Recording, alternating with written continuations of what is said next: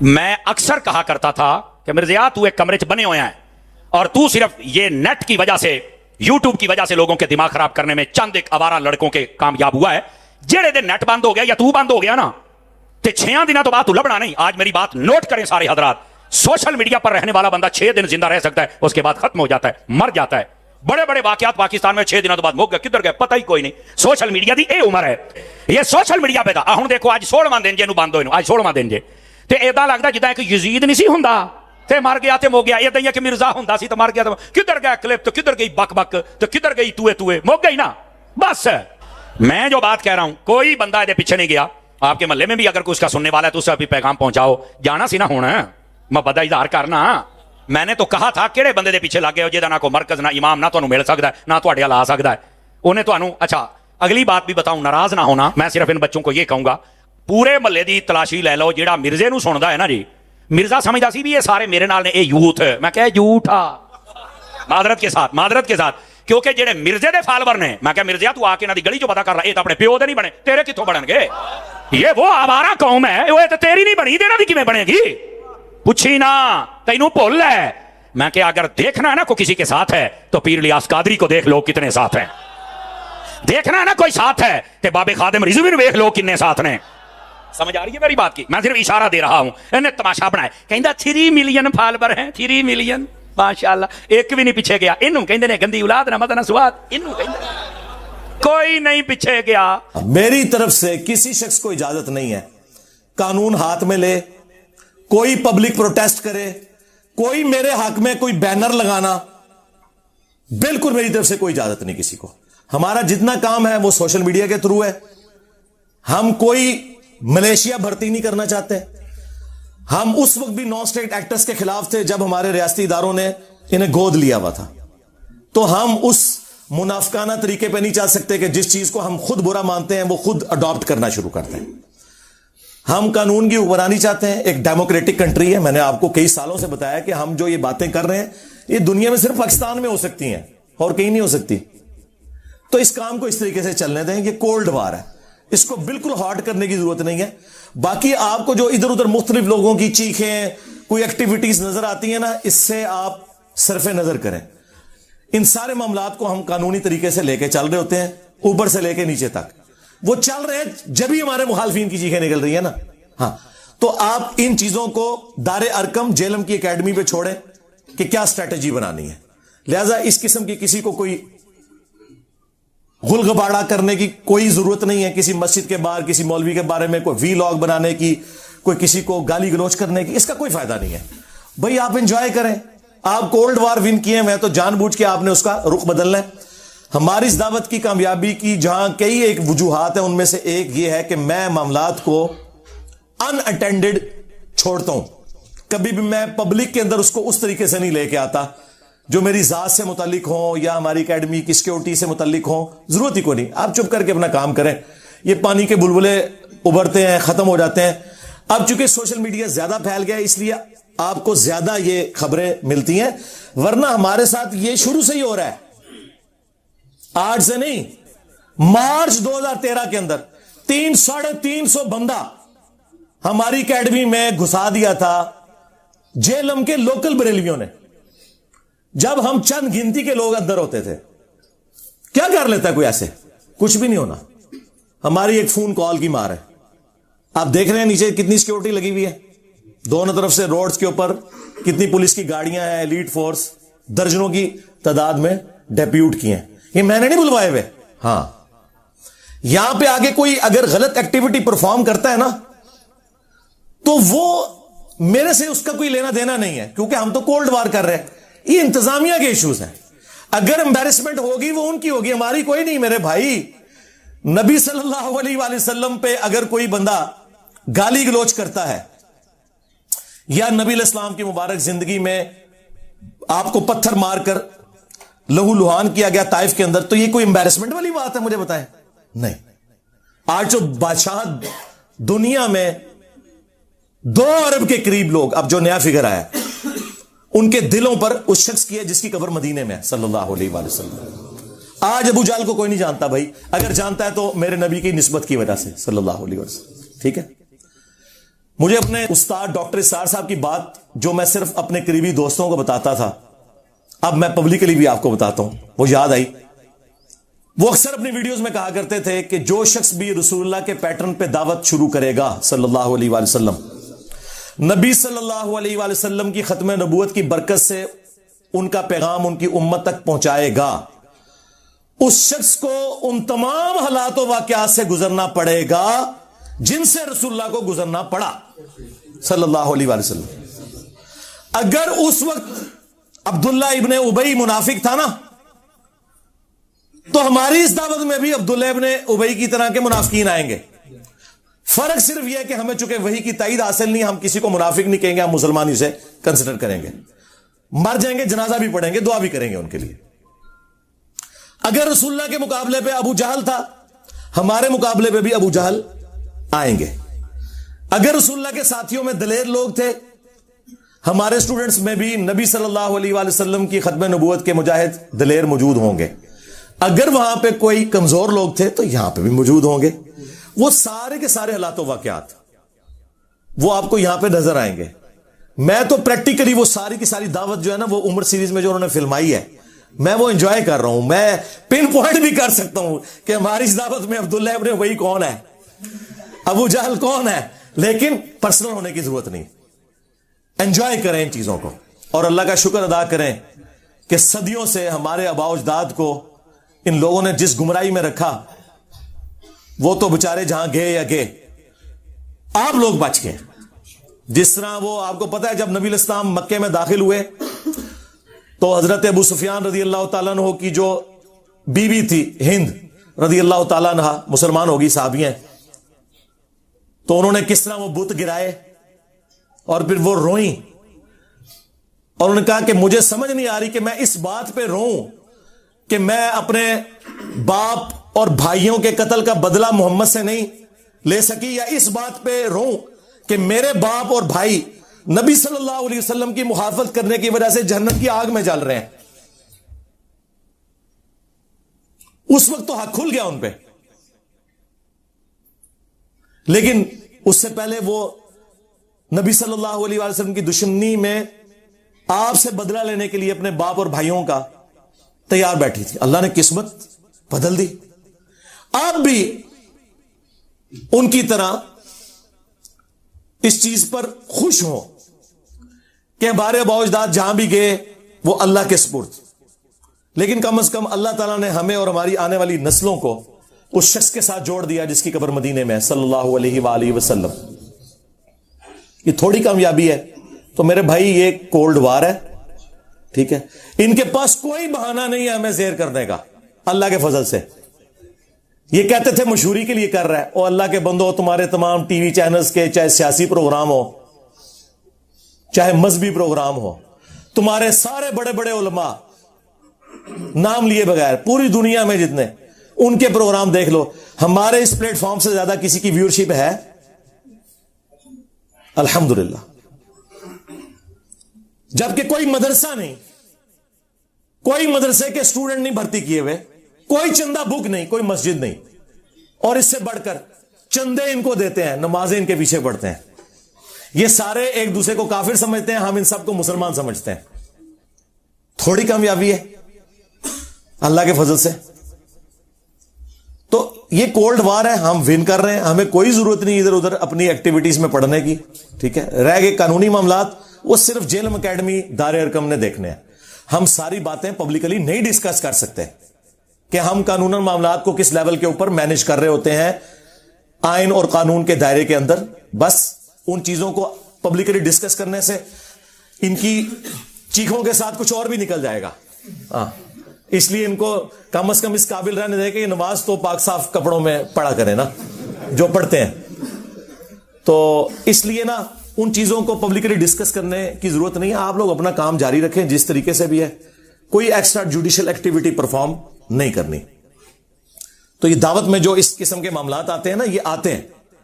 ابھی تو آپ دیکھیں، اللہ کا شکر ہے کہ جہاد اور قتال کی جو سب سے بڑی آزمائش ہے اس سے ہم نہیں گزر رہے۔ کنٹریز بن چکے ہیں، ملکوں کی فوجیں ہیں، ورنہ آپ ذرا صحابہ کرام اور اہل بیت کی قربانیوں کو دیکھیں. وہ اپنے چھوٹے چھوٹے بچوں کو، بیویوں کو چھوڑ کے جانصاری کے ساتھ میدان جنگ میں جاتے تھے. واپسی پہ ان کی لاشیں بھی مسلح ہوئی بھی گھر واپس آتی تھی. آپ کو تو یہ نہیں کرنا پڑ رہا. تو 4 گالیاں اگر کوئی سن لیتا ہے تو اس سے کیا فرق پڑتا ہے؟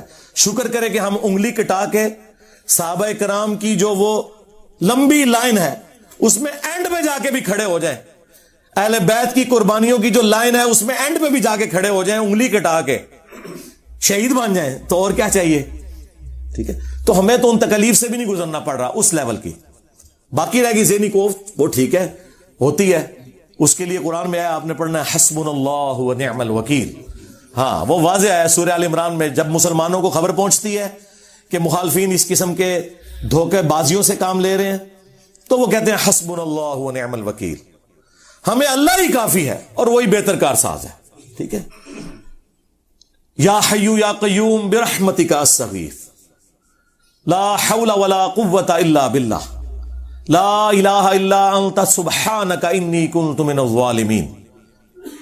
اور اصحاب الکہف کی وہ دعا، ربنا آتینا من لدنک رحمہ وہیئ لنا من امرنا رشدا. یہ اتنی دعائیں ہیں، یہ پڑھیں اور اپنے دعوت کے کام کو لے کے چلیں.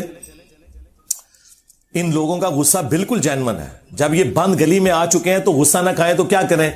مجھے بتائیں، جو بریلوی دیوبندی اہل حدیث اور شیعہ کو نگاہیں نہیں اٹھانے دیتے تھے اور کہتے تھے ہم ڈیفائن کریں گے کون عاشق رسول ہے، آج دیکھیں بیگی بلی میرے سامنے بنے ہوئے ہیں، مجھے کلیریفیکیشن دے رہے ہیں چشتی رسول اللہ کی. ہائے ہائے، کبھی آپ لوگوں نے سوچا تھا یہ دن بھی آئے گا؟ وہ دیوبندی جو کہتے جی ہم حق 4 یار کے ماننے والے ہیں، آج ہم انہیں بتا رہے ہیں کہ بھائی تم حق 4 یار کے ماننے والے نہیں ہو، تم صرف 3 یاروں کے ماننے والے ہو، وہ بھی صرف زبانی حد تک. اصل میں تم اپنے ماموں کے ماننے والے ہو. ہاں، اگر حق 4 یار زندہ باد ہے تو حق 4 یار کے خلاف کھڑے ہونے والے زندہ باد نہیں ہو سکتے. ہاں سمپل ہے. رہ گئی ان لوگوں کی صحابیت، عزت وہ اپنی جگہ ہے. ہاں ہم رافضی نہیں ہیں، ہم عمار ابن یاسر والے شیعہ ہیں جنہوں نے بخاری میں کوفے کے منبر پہ خطبہ دیا تھا اور اوپر والی سیڑھی پہ انہوں نے حسن ابن علی کو بٹھایا ہوا تھا، خود نیچے کھڑے ہوئے حالانکہ وہ سینئر تھے. اہل بیت کا احترام کیا اور کہا کہ لوگوں، سیدہ عائشہ بصرہ سے روانہ ہو چکی ہیں اور وہ دنیا اور آخرت میں تمہارے نبی کی بیوی ہیں، دنیا میں بھی اور آخرت میں بھی. یعنی ان کا مرتبہ کوئی کام نہیں کر سکتا، ہماری ماں ہے. لیکن اللہ تمہیں آزما رہا ہے کہ تم عائشہ کی اطاعت کرتے ہو یا اللہ کی اطاعت کرتے ہو، کیونکہ یہاں امیر المومنین کی اطاعت ہے. وَأُولِي الْأَمْرِ مِنْكُمْ، مرتبہ نہیں کام ہونے دیا، عزت دی. صحیح بخاری میں یہ حدیث ہے، ایک اور صحابی کہتے ہیں کہ جنگ جمل کے دنوں میں مجھے رسول اللہ کی اس حدیث نے بڑا نفع پہنچایا جب کسرا کے لوگوں نے ایک عورت کو اپنا حاکم بنا لیا تھا اور نبی علیہ السلام نے فرمایا تھا کہ وہ قوم کبھی فلاح نہیں پا سکتی جو اپنی بھاگ دوڑ کسی عورت کے حوالے کر دے.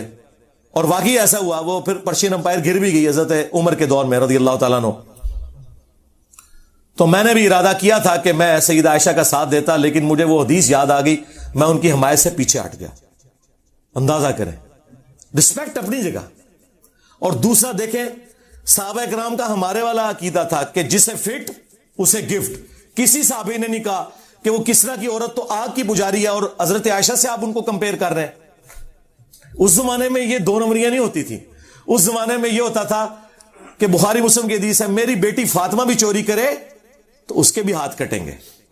یہ آج کل مولویوں نے ڈکوسلا مچا دیا ہے کہ کوئی صحابہ کو گالی دے وہ رافضی، اور جو صحابہ کے دور میں عام صحابہ کو نہیں، مولا علی کو گالیاں دے وہ رضی اللہ عنہ، ضرور کہ رضی اللہ عنہ.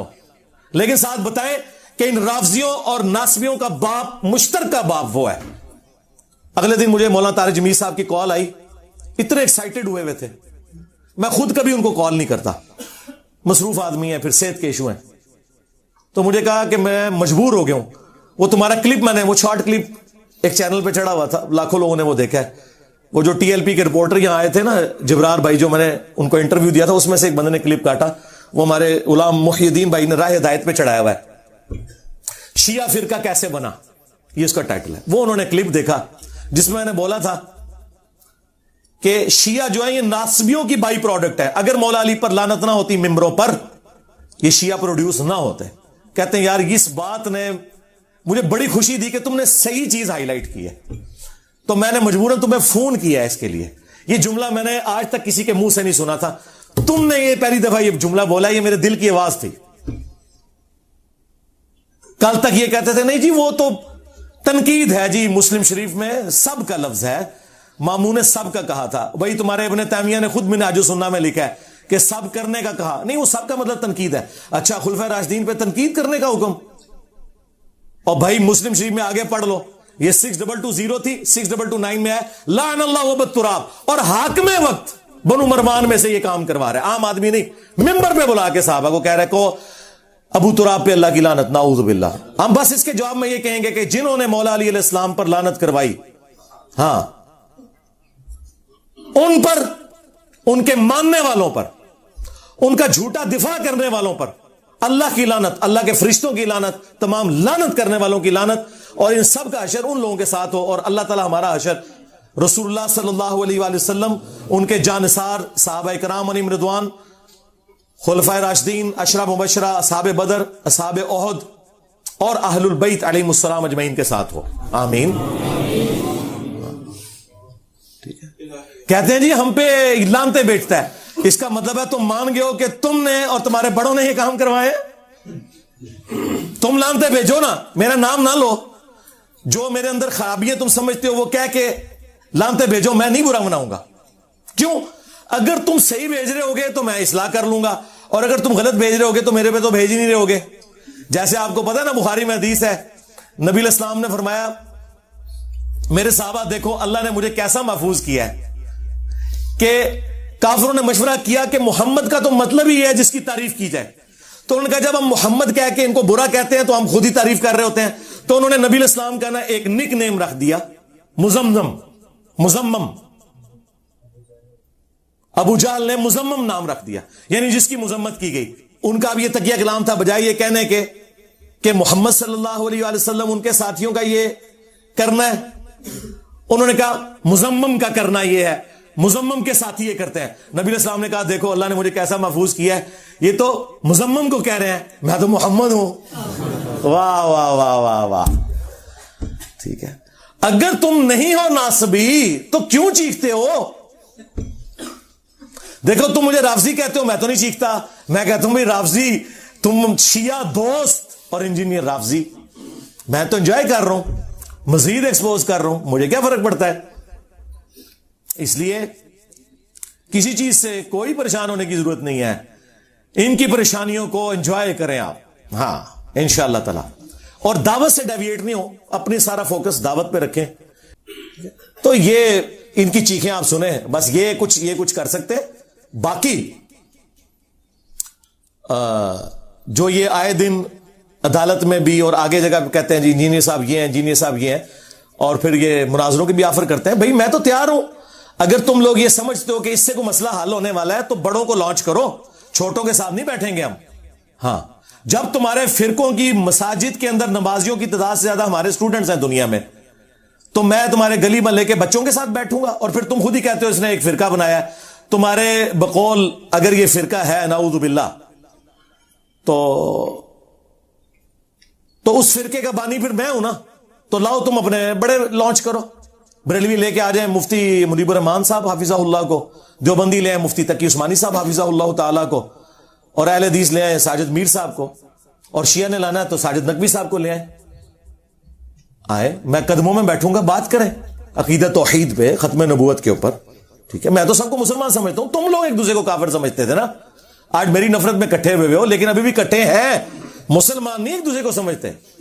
وہ کہتے ہیں ہم کافر نہیں کہیں گے ایک دوسرے کو, الفاظ غور کریں, ہم کافر نہیں کہیں گے, یعنی ہے وہاں لیکن کہوں گے نہیں. ہاں, میں نے کہا تھا نہیں لکھو کہ یہ سارے فرقے مسلمان ہیں, بریلوی دیوبندی اہل حدیث شیعہ سارے مسلمان ہیں, ساروں کو چندہ دینا جائز ہے, ایک دوسرے کے پیچھے نمازیں پڑھنا جائز ہے, कोई तैयार हुआ? अब मेरे किसी स्टूडेंट ने मुझे गिला नहीं करना कि मैं उलमा के साथ नहीं बैठता, मैं नियो टीवी पे बैठा और आपने देख लिया इनका क्या असर हुआ है। एक्सपोज हो गया, वो हमारे पंजाबी में कहते हैं झग्गे लै गए। अच्छा, जब वो स्टूडियो रिकॉर्डिंग हुई ना, तो इन्होंने मौलवियों ने अपने ग्रुपों में कहा, ओए इंजीनियर की दुर्घट बना दी हमने, अभी प्रोग्राम अनकरीब अपलोड होने वाला है। हमें लोग मैसेज कर रहे जी क्या हुआ? मैंने कहा यार कुछ भी नहीं हुआ, दुर्घट तो उन्होंने अपनी खुद बनवाई है। वो कहते हैं नहीं हमने इंजीनियर के साथ। अच्छा, वो ये समझते हैं कि 3 घंटे के प्रोग्राम में इंजीनियर साहब को सिर्फ हम 5-6 मिनट बोलने दिया, हमने बोलने ही नहीं दिया तो ये हमारी कामयाबी है। उनको पता नहीं है कि मैं तो 30 सेकंड में किला ठोक के रख देता हूं और तुम्हारे सारे वैसी किस्म के दरिंदे जो है ना उस किले पे बांध देता हूं।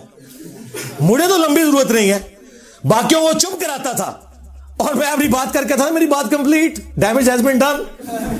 हाँ, तो मैंने अपने स्टूडेंट से कहा यार सब्र कर लो, प्रोग्राम ऑन एयर तो होने दो। प्रोग्राम ऑन एयर हुआ।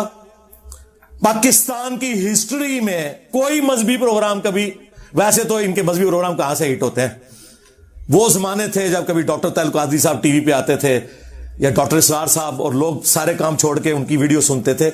मैं ज़िया-उल हक के दौर की बात कर रहा हूं। मजहबी प्रोग्रामों ने क्या वायरल होना है, आप तो लोग देखते ही कोई नहीं।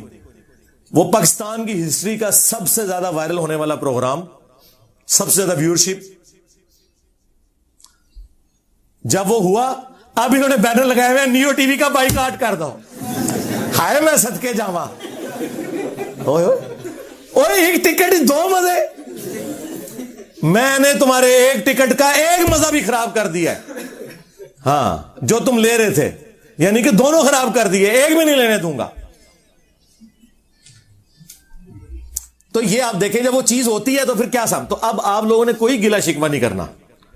जी टीवी पे सुलह हसन पे हुआ प्रोग्राम, देख लें कैसे मोबाइल खोल के दीसा में लब देना आखिरी टाइम, जिस तरह नलायक स्टूडेंट ना पेपर से 2 मिनट पहले किताबा खोल के इंजन भेज देने, ओए फिर भी सपली आनी थोड़ी तैयारी करके, वो तो पता नहीं कितना बैठे हो। हाँ, ओए तुहाडा इब्ने तैमिया, तुहाडा आला हज़रत, तुहाडा अशरी थानवी भी कबर तो निकले ना, वो भी नहीं बैठ सकता, क्योंकि उन्होंने भी सिर्फ बुजुर्गों की कहानियां नकल की हैं। कुरान हदीस पढ़ा होगा तो बैठेंगे ना, वहां तो बात हो रही कुरान हदीस की। कोई शेर पढ़ रहा है, कोई अल्फाजी कर रहा है, अल्लाह दे बंदे हो, प्रोग्राम हजरत हसन इब्ने अली के ऊपर है, तो कहानियां कर रहे हो, हदीसां उन्होंने साहब आ रही याद सन, और जो याद सी तो वही कुछ बयान करना सी ना उन्होंने। उन्हें क्या पता था कि आगे प्रोग्राम जो है वो हसन इब्ने अली पे है, तो इंजीनियर साहब बैठे हुए हैं, हमारी कहानी नहीं चलेगी। आपको पता है अगले जमानों में जिन लोगों को ज्यादा सवाल याद नहीं होते थे ना, तो अगर पेपर में 5 सवाल है ना, वो 5 सवालों की जगह एक ही सवाल लिख के सिर्फ हेडिंग्स चेंज करते जाते थे, क्योंकि टीचर्स के पास भी टाइम नहीं होता था, वो गिट्ठा नापते सन, तो पास भी हो जाते सन।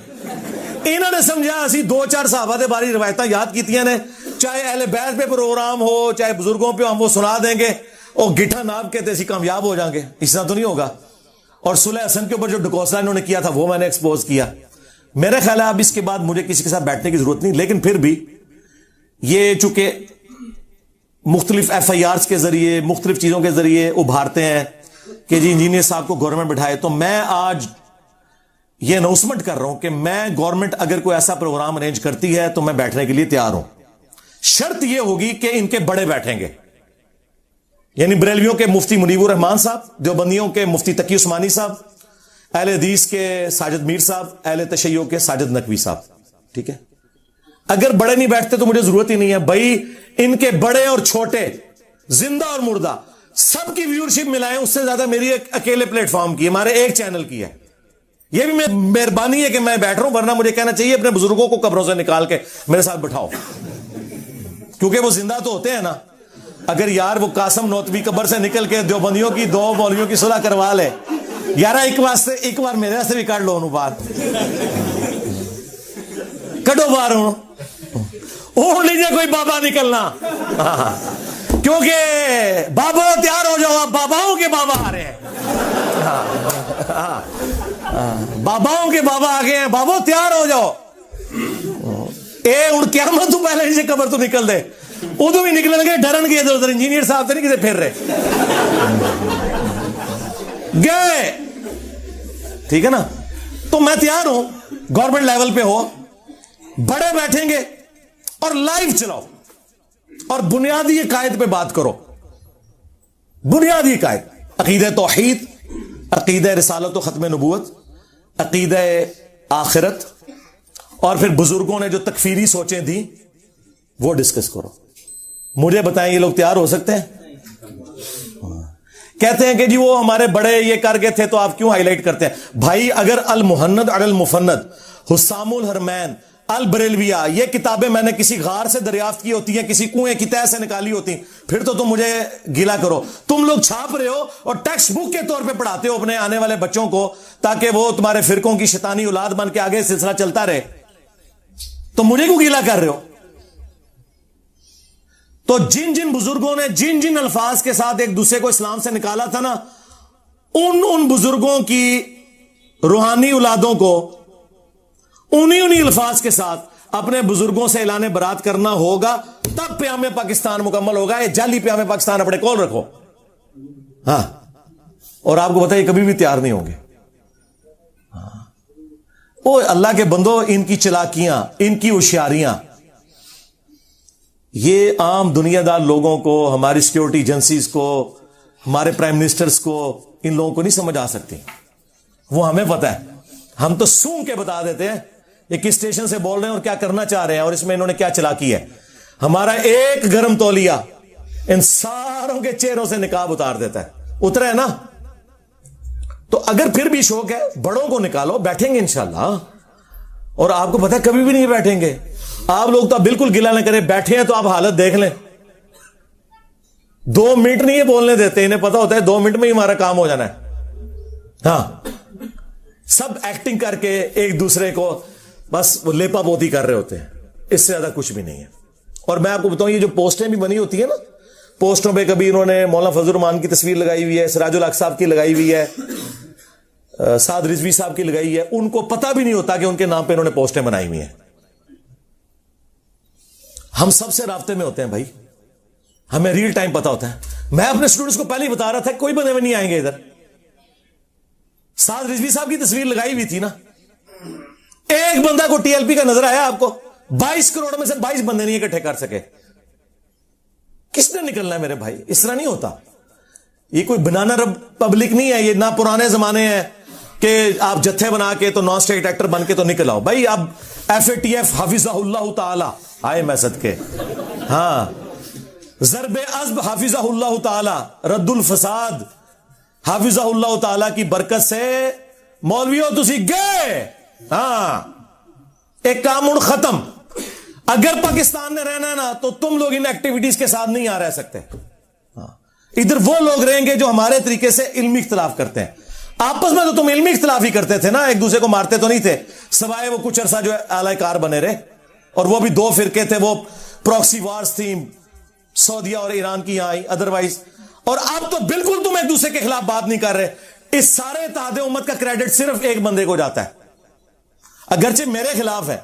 और आप अंदाजा करें, अब मैं बताता हूं कि टॉपिक कौन सा होगा। मैं वीडियो एक टॉपिक में बनाता हूं ना, सारे मेरी तस्वीर लगा के उसे रिबटल करते हैं। यानी इनके पास टॉपिक्स भी कोई नहीं है बात करने के लिए इस्लाम पे, क्योंकि इनकी बात कोई नहीं सुनता। टीवी चैनल्स पे मैं नहीं बैठा हुआ, मुझे डिस्कस कर रहे हैं। उनके दूसरे वाले क्लिप देखें, 200-250 बंदों ने देखा हुआ है, और जिसमें मेरा नाम लेके मेरी तस्वीर लगा रहे हैं, मैं मौजूद भी नहीं हूं टीवी चैनल के ऊपर, उसकी व्यूअरशिप हजारों में। मैंने फिर टीवी चैनल से राब्ता किया, मैंने कहा यार मैं तुम लोगों को नोटिस भिजवा सकता हूं कि मैं वहां मौजूद नहीं हूं, क्या काम था कि मुझे डिस्कस किया जाए। नाम लिए बगैर 2-3 चैनल्स ने हरकत की, तो उन्होंने मुझे सॉरी किया कि जी ये ज्यादती। मैंने कहा इनको शौक है ना, तो मुझे बुला लो, मैं लाइव आ जाऊंगा, इनको भी बुला लो, ये मेरे साथ बैठ के बात कर ले। लेकिन जो कुछ तुम ये हरकतें कर रहे हो, मैं उसको वीडियो में जवाब जरूर देता हूं। वो वीडियो रिकॉर्ड हो चुकी हुई है, वो उस पर रेफरेंसेस लगने, तो वो अनकरीब आस्ता आस्ता अपलोड होना शुरू हो जाएंगी। वो कहते हैं जीनी साहब हमें पता है इनका लेवल ही नहीं आपके साथ बैठ सके। तो मैंने कहा फिर मुझे ना डिस्कस किया करो, जाओ अपने मौजूआत डिस्कस करो, मेरी तस्वीर क्यों लगाते हो जब इनके अंदर गट्स ही मौजूद नहीं कि ये कोई इल्मी बात कर सके। तो इसलिए किसी चीज की टेंशन लेने की जरूरत नहीं मेरे भाई, फोकस रहे अपनी दावत के ऊपर। हाँ, आम लोगों में मेहनत करें, जाहिलों को उनके हाल पे छोड़ दें। अगर नबी इस्लाम ये गम लगा के बैठ जाते कि जब तक बनु हाशिम में से अबू लहब कलमा नहीं पढ़ता تو میں بنو امیہ کے سامنے اسلام کی دعوت کیسے رکھوں گا؟ تو پھر نبی علیہ السلام دعوت کا کام کیسے کرتے؟ ٹھیک ہے، آپ نے اپنے دعوت کا کام کرنا ہے. جو بکے ہوئے لوگ ہیں، جو ضد پہ اڑے ہوئے ہیں، ان کی اصلاح نہیں ہو سکتی ہے آپ اپنے دماغ میں بات بٹھا لیں. نہ آپ نے کسی کو گھول کے کوئی چیز پلانی ہے. یہ تو نبی کو حکم ہے قرآن میں کہ آپ نے یہ کام نہیں کرنا. انک لا تہدی من احببت ولکن اللہ یہدی من یشاء. اے نبی، جس سے تم محبت کرتے ہو تم اسے ہدایت نہیں دے سکتے. اللہ جسے چاہتا ہے ہدایت دیتا ہے. اور اللہ کسے ہدایت دیتا ہے؟ والذین جاہدوا فینا لنہدینہم سبلنا. جو لوگ ہماری راہ میں کوشش کریں گے ہم اپنی راہیں ان کے لیے کھول دیں گے. اگرچہ رسول اللہ ہماری ہدایت کے امام ہے.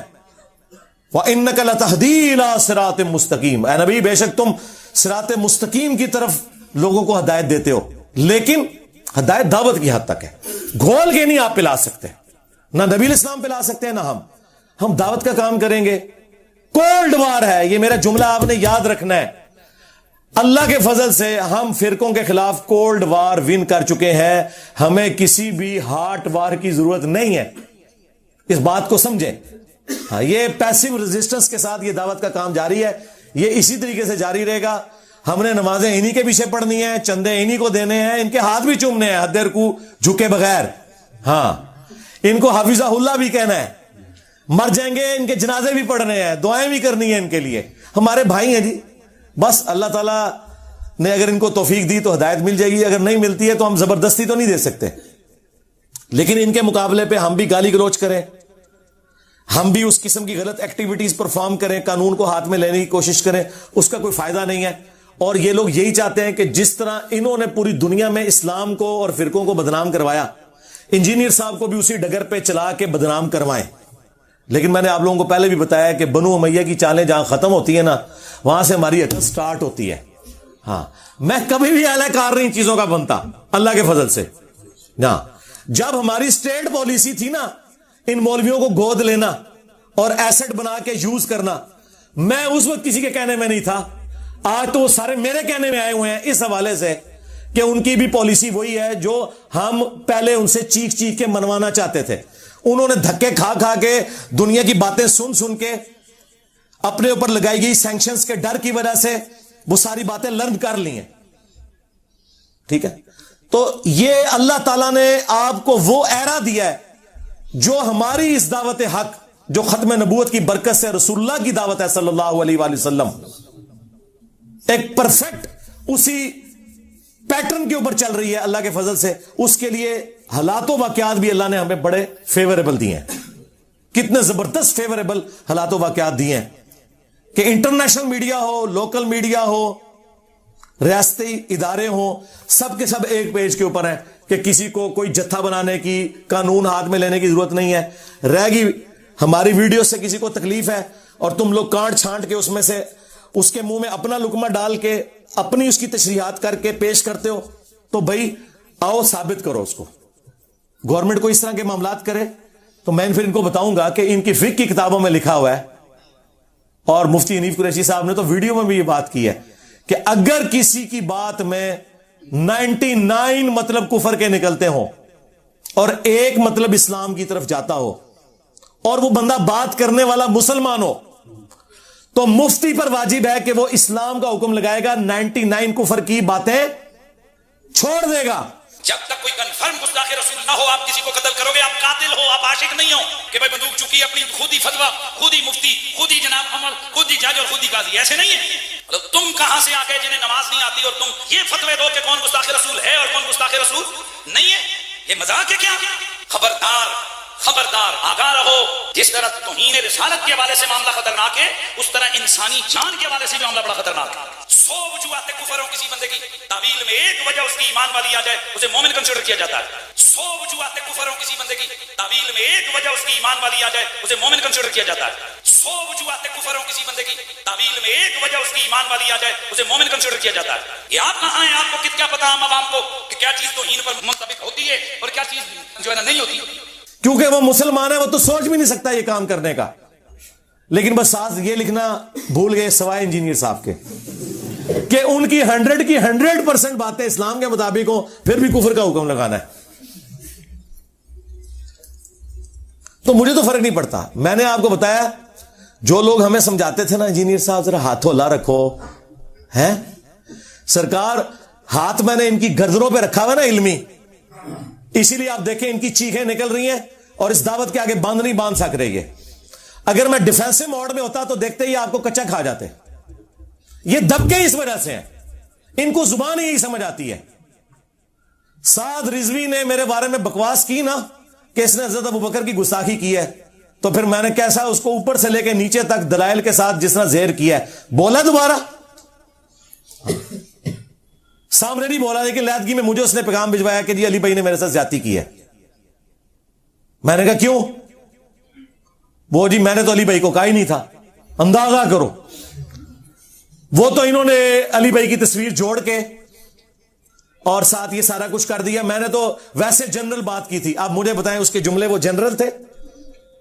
اور دوسرا اس کا سوشل میڈیا اور اس کے یہ سارے تھم نیلز میں چلاتا ہوں، اور نیچے ٹائٹل میں بھی میرا نام لکھا ہوا ہے انجینئر الدی مرزا کو جواب. میں نے کہا پھر بھی میں تیار ہوں کہ تم نے مجھے نہیں کہا ہوگا، لیکن آگے ویڈیو میں بات کرو. یہ ٹھیک ہے نا؟ میری ڈیمانڈ ٹھیک ہے کہ نہیں؟ تم یہ کر دو، میں وہ پرانی ویڈیوز ڈیلیٹ کر دوں گا. چلو، اور تم اگر یہ کہہ دو کہ ہمارے بزرگوں نے گستاخانہ عبارتیں جو چھاپی تھیں یہ سب کے سب کافر ہیں تمہارے فتوے کی تحت، کیونکہ تم لوگ تو کہتے ہو ان کے کفر میں شک کرنے والے بھی کافر، ان کا دفاع کرنے والے بھی کافر. یہ سارے وہ ہیں نا جو جملے انہوں نے ہی ہمیں سکھایا نا، ہم نے تو انہیں سے سیکھے ہوئے ہیں. اور ہمارے سارے بزرگوں کا علم غیب فارغ کہ جنہیں پتہ ہی نہیں کہ ان کی کتابوں میں سب کچھ لکھا ہوا ہے. تو اگلی مہر میں کرین پہ لگاؤں گا انشاءاللہ، اور ٹائم قیامت تک ہے. ہمیں کیا حرج ہے اس معاملے میں؟ بہرحال جی، جس طرح صلح حدیبیہ کے بعد مشرکین عرب نے رسول اللہ کو پاور تسلیم کر لیا تھا، کیا تھا نا، اگرچہ اس کی شرائط بظاہر مسلمانوں کے خلاف تھی، لیکن مستقبل میں ثابت ہوا کہ وہی شرائط مسلمانوں کے حق میں نکلی. حضرت ابو بصیر رضی اللہ تعالیٰ عنہ کی برکت سے اللہ نے اس کو کس طریقے، اسی لیے اللہ نے تو پہلے کہہ دیا تھا انا فتحنا لک فتحا مبینا. اصل فتح صلح حدیبیہ ہے، فتح مکہ تو اس کا بچہ ہے. جو اصل فتح ہے وہ صلح حدیبیہ ہے، کیونکہ صلح حدیبیہ کے بعد پھر کافر دوبارہ مدینے پر نہیں چڑھے، پھر مسلمانوں نے ہی فتح مکہ کی ہے. تو وہ شرائط بظاہر ایسی تھی. لہذا ہمیں اگر ریاستی اداروں کے ساتھ بظاہر کسی معاملے میں کمپرومائز کرنا پڑے اپنے مخالفین کے حوالے سے، تو آپ اسے صلح حدیبیہ کی شرائط کے طور پر ایکسپٹ کیا کریں. الٹیمیٹلی اس کا فائدہ ہمیں ہی ہونا ہے. یہ میں باتیں اشارتاً کر رہا ہوں، اس میں آپ نے رنگ خود بھر لینے ہیں. ہاں، وہ باتیں مجھے سامنے کرنے کی ضرورت نہیں ہے، اور یہ کرنے اس لیے ضروری ہیں کہ ہمارے اسٹوڈنٹس کا غصہ ٹھنڈا ہو. ٹھیک ہے؟ کیونکہ یہ اسٹوڈنٹس بھی ہم پہ جو ہے نا یہ انہی بزرگوں نے مسلط کیے ہیں نا. ہاں، حضرت عمر رضی اللہ تعالیٰ عنہ جب اسلام قبول کریں گے پھر وہ کافروں کو تو نہیں چھوڑیں گے نا. تو اب یہ لوگ اگر اپنے فرقے چھوڑ کے آئے ہیں تو اب وہ کہتے ہیں ہم ان کو نہیں چھوڑیں گے. تو یہ کام آپ نہ کریں، آپ صلح حدیبیہ کو فالو کریں. حضرت ابوبکر صدیق رضی اللہ تعالیٰ عنہ کی اس حکمت کو دیکھیں کہ انہوں نے کہا کہ وہ اللہ کے رسول ہیں. عمر، اگر رسول اللہ نے یہ ایگری کی ہے نا تو اس میں تم حکمت سمجھو. اگرچہ ہمیں کوئی وحی کی تائید حاصل نہیں ہے، لیکن وحی کی تائید مسلمانوں کی جماعت کو اس حوالے سے حاصل ہے، وہ امرہم شورا بینہم. میں کوئی ڈکٹیٹرشپ نہیں ہے یہاں پہ. ہاں، میرے آپ کو بچے بھی کبھی اکیڈمی میں نظر نہیں آئیں گے، کبھی کبھار کبھی شوقیہ آ جائیں تو میں ان کو ادھر لاتا بھی نہیں ہوں. سیکیورٹی ایشوز بھی ہوتے ہیں، اور ویسے بھی انہوں نے تو خیر باہر ہی سیٹل ہو جانا ہے. میرے بھائی انگلینڈ ہیں دو، وہ تو مجھے بھی زور لگا رہے تھے. میں نے کہا میں نے تو ادھر ہی ہے بیٹھنا ہے. اس کی وجہ ہے کہ اگر میں یہاں سے ہلتا ہوں نا تو پھر لوگوں کے حوصلے پست ہو جائیں گے، انہیں موقع مل جائے گا. تو سرکار میں نے بتایا کہ جب تک تمہارے فرقے کا آخری مولوی قبر میں نہیں چلا جاتا اور اس کی قبر پہ میں وکٹری کا نشان بنا کے نہیں بیٹھ جاتا، میں نے نہیں ادھر سے جانا. ہاں، اب میں نے ادھر سے جانا تو سیدھا رسول اللہ کے قدموں میں ہی جانا ہے انشاءاللہ صلی اللہ علیہ وآلہ وسلم انشاءاللہ تعالی. یہ تم لوگ چھوڑ دو. تو اس طرح کے بعض اوقات ہمیں کوئی کمپرومائز کرنے پڑتے ہیں, وہ آپ سمجھیں کہ ہم ایک لانگ ٹرم معاملات کے لیے اس کو لے کے چل رہے ہوتے ہیں. ہمیں کوئی ضرورت نہیں ہے کسی قسم کی اس قسم کی خانہ جنگی میں پڑنے کی. دعوت کا کام کریں. جب کولڈ وار آپ ون کر رہے ہیں تو کیا ضرورت ہے خام خواہ اس طرح کی ایکٹیویٹیز کرنا کہ جس کی وجہ سے کوئی معاملات بگڑے. ٹھیک ہے, اس لیے میں بار بار اپنے اسٹوڈنٹس کو کہتا ہوں کہ میری طرف سے کسی کو گالی نکالنے کی, کسی ریاستی ادارے کو برا کہنے کی, کسی انڈیویجول کی غلط حرکت کے اوپر گالی گلوچ کرنے کی, یا اس کے اوپر کوئی ایکٹیویٹی پرفارم کرنے کی کسی کو کوئی اجازت نہیں ہے. نہ میں کسی کو آن کروں گا اس حوالے سے, کیونکہ اس کا فائدہ نہیں ہے نا. مجھے بتائیں, یہ دعوت کا کام میرا ہزاروں لوگوں کو یہاں اتوار والے دن بیٹھ کے ملنا پچھلے ایٹ لیسٹ 12-14 سال سے, یہ کام اسی طریقے سے کنٹینیو رہے تو یہ سارے معاملات مزید پھیلیں گے. اور اگر ہم اس طرح کے کاموں میں پڑے اور پھر قانوناً کوئی ایکٹیویٹی پرفارم ہو تو ہمارے مخالفین کے پاس تو لوز کرنے کے لیے اب کچھ نہیں ہے. ٹھیک ہے, اگر کوئی بدکار عورت کپڑے اتار کے تو روڈ پہ آ جائے تو اب اس کے ساتھ کیا آپ اور کریں گے؟ ہم تو عزت دار لوگ ہیں نا, ہمیں تو یہ کام نہیں کرنے. ہمیں لوز کرنے کے لیے بہت کچھ ہے دعوت حق کے حوالے سے. ان کے پاس تو کچھ بھی نہیں, ان کے پلے. یہ تو ہمیں انہی معاملات میں الجھانا چاہتے ہیں اور ہم نہیں الجھیں گے. کیوں کہ جہاں سے بنو امیہ اور تمہارے ماموں کی عقل ختم ہوتی ہے نا, وہاں سے انجینئر صاحب کی عقل سٹارٹ ہوتی ہے انشاءاللہ تعالی. پہلے تم لوگوں نے اہل بیت کے ماننے والوں کو رلایا, اب قیامت تک بنو امیہ کے خدمت گزاروں کی چیخیں انشاءاللہ تعالی بلند ہوں گی اور ہم اسے اور ہماری آنے والی نسلیں اسے انجوائے کریں گی. صلو علی محمد و آل محمد, اللہم صلی علی محمد وعلی آل محمد واصحاب محمد وازواج محمد وامت محمد اجمعین الی یوم الدین. آمین.